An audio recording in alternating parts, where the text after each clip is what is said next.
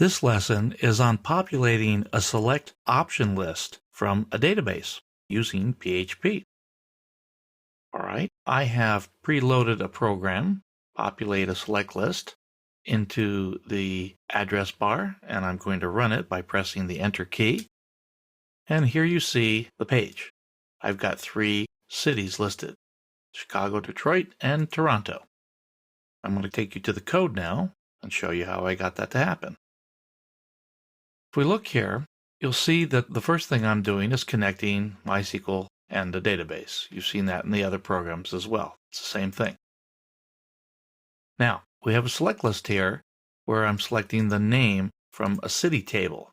We haven't seen the city table yet, so let's go look at it. And I'm going to do that by opening up PHP MyAdmin. First, I open up the WAMP server and I left-click on it and open up PHP MyAdmin. So in our test database, I can see that there's a city table over here on the left. So you see it comes up in browse mode where we see Chicago, Detroit, and Toronto in the name column. There's just one column in this table. I can look at the structure by clicking on the Structure tab, and I can see, again, that it's just a very simple table. One name with a column, it's the primary key. You can see it up here as well, it's underlined, and that's it. Nulls are not allowed, of course, because it's a primary key. Let's go back to the program. So we run the statement that I've developed over here, get the result, the usual hit list here where you see the error, and now in my output display variable, I'm building the select option list in its entirety, including the keyword select.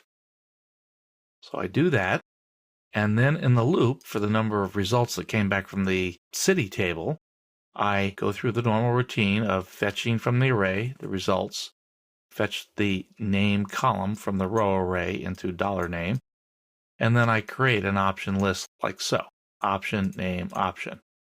I can improve this, of course, by putting the value in here as well. And we have to remember that the single tick is part of the string, like so.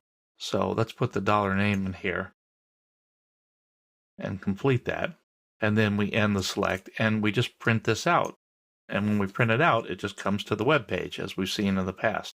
So let's go ahead and run this. Here it is over here. I'm going to reload this. And this time we see the same results, but I'm going to do a view page source. And we'll be able to see that I have the value Detroit for the visible Detroit as well. And that's important to have when we select against it. We would also build up a name and what have you in the select list as well. So this gives you the basics of how you would do this. You're just outputting HTML, and you can output a select list. You can output anything else in HTML. You're going to need this for the assignment, so I wanted to show you how this was done. That ends the presentation on populating a select option list.